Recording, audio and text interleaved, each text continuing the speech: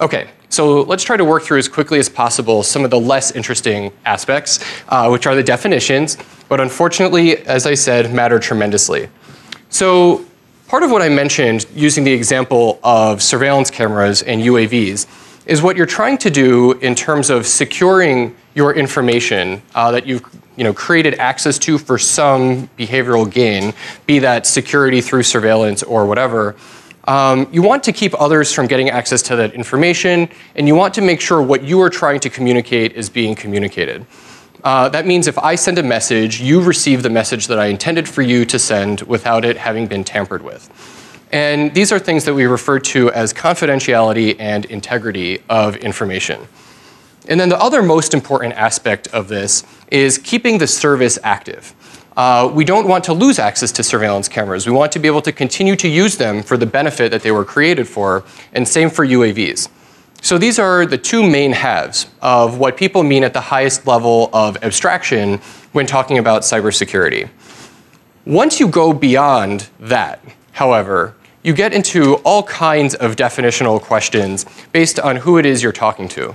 So it's important to recognize that cybersecurity as a word is actually a variable. So once you talk about anything other than a very narrow definition of protecting access to data, the integrity of that data, and the network service, what cybersecurity is depends on where you sit. So if you're a government, the first thing that pretty much any government is going to care about is protecting critical assets that use information technology. And this will be like power, water distribution, financial services, the things that keep society going day to day. And also your ability to protect yourself from foreign aggression. So making sure that your military assets are able to function. But that's not the case for all governments. All governments care about those things, but some governments care about very many other things. This depends on the regime type and its perceived scope of acceptable regulation of information. So cybersecurity for a government like China or Russia or North Korea or Iran is much more expansive than preventing this sort of harm from denying a network service. They actually care about the content of information and restricting political speech. And this isn't just authoritarian regimes. You can actually think about this as a spectrum. In the United States, we don't even allow complete unfettered access to information. Child pornography, for example, is illegal, and you will be prosecuted if you go try to look for child porn and you're caught. And then somewhere in the middle, you have governments in Western Europe, for example, trying to restrict sale of Nazi paraphernalia. This is a very classic example where, because of the historical aspects of World War II, in France and Germany, they tried to restrict what you can do in e-commerce related to anything that has to do with Nazis. So this is a continuum, and governments have different views when they talk about cybersecurity, what they mean. So the United States, France, Russia all mean different things when they talk about what is cybersecurity. And then if you're a company, you care about really different things. So sure, you care about whether or not your power is on. If there is a catastrophic cyber attack against the power supply in your country, you're going to care, but you're not really responsible for dealing with that. Unless you're the utility provider yourself. That's sort of a catastrophe external event to your business. What you're focused on is protecting your intellectual property so people can't counterfeit your designs, get something to market faster than you, and you care about preventing embarrassment. Something like what just happened to Target being unable to protect consumer information. And you also care about transactions and making sure that those are secure if they're occurring over computer networks. So making sure that if you're Amazon, you're able to process credit card transactions because that's how you make money. And then if you're individuals, what I think we all care about to varying degrees is personal privacy and what information we make known to other people. So what I tell my friends is different from what I might tell, Dr. Ziegler, Dr. Crenshaw, and my mom. And so we care about privacy and care a whole lot about others getting access to information that we wish to keep confidential. And then we also care about minimizing inconveniences from things like having our identity stolen, lots of charges racked up, or our credit card numbers stolen, because then there is a cost to fixing all of that in our lives. So the important bottom line here is just when you hear someone talk about cybersecurity, remember the main point is we're talking about things over computer networks and protecting data over computer networks and network services, but beyond that you need to be sensitive to what others mean when they talk about cybersecurity, because there isn't just one answer. So one thing that is useful for talking about in terms of all aspects of cyber is a framework that is consistent in the military and policy communities, and it would be a bit better if the media were a little more sensitive to particular definitions, like what's a cyber attack versus other types of cyber operations. So at the highest level in this schema, computer network operations refers to everything that I'll be talking about today. Computer network operations, CNO, is basically anything cyber. When you hear cyber, think computer network operations at the highest level of abstraction. But then when you talk about something like stealing information and getting access to someone's network just for the sake of having access, that is a subset of computer network operations called computer network exploitation, which you could use interchangeably with cyber espionage. And this matters because it means you're not necessarily going to do any harm. You're trying to get access for a range of possible purposes, one of which may be harm. But until you have actually denied a network service or destroyed data, that is still just an exploitation. That is espionage.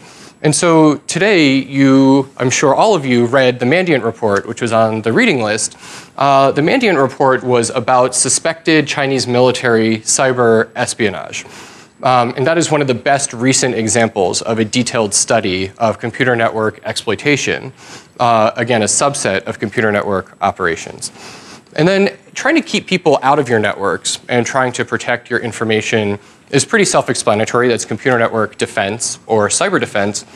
And then the most important in terms of understanding the distinction between terms as you commonly hear them and how they're actually used in the policy community and by academics is to talk about attacks.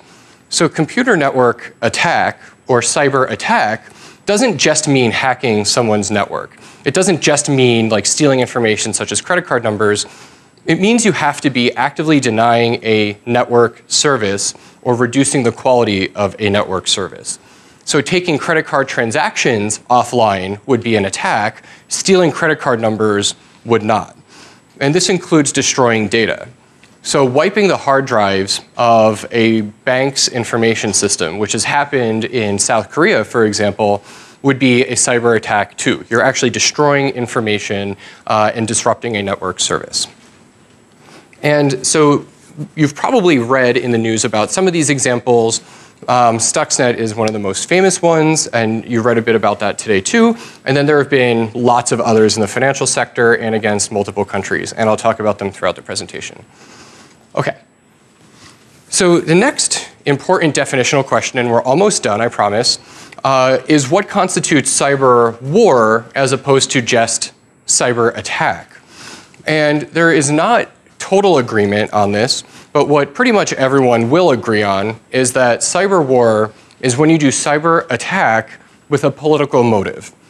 And then the follow-on question is whether or not you must include violence for it to be considered war. And people differ on this question, but a useful way to think about it is a really simplistic 2x2 diagram, which is you can have cyber war, politically motivated cyber attack, that falls into one of four bins. Either you can be trying to cause just network effects, or you can be using network effects to cause physical effects, and then people could die or not die. So it could be violent or not violent. And so in practice, this looks like a few different things. And I'll work through a bunch of examples related to devices, and in the Q&A, if you're interested, we can talk about others. The first is cost imposition. So when you have network services that you've produced for some sort of, again, social gain, behavioral gain, losing access costs you something. And so this could be for a business's bottom line. This could be for an entire society if you do it in a distributed way against multiple sectors. If you attack the US financial sector, you're imposing costs on US society, and you can do this over long periods of time. You can also directly try to deny a government or subset of society's ability to do something, such as trying to cause military systems to fail, including intelligence, surveillance, reconnaissance, something like trying to cause satellites to no longer be able to take images, and deny access to that network or computer service. You can also try to cause physical harm using software and computer networks, as in the example of Stuxnet. And this is something that we haven't observed much of yet in international politics, but I think there are strong indications we're likely to see much more of it, and I'll talk about a few of those examples in a moment. So it's important to recognize that these are now routine in international politics. Causing physical effects, not quite yet. Stuxnet and maybe a couple of other examples are the only ones that we have, but trying to impose costs and deny services is now routine. And so before Ukraine really escalated, people were actually wondering, are there going to be cyber attacks occurring in tandem with military operations in Crimea? Because it appears that the Russian government has done similar things in Estonia and Georgia, and there are indications that those sorts of attacks are presently underway. And so in every foreign policy crisis, we are now starting to see aspects of cyber operations, including even in 2003 in the Iraq War. The US military did conduct some cyber operations as part of its conventional war.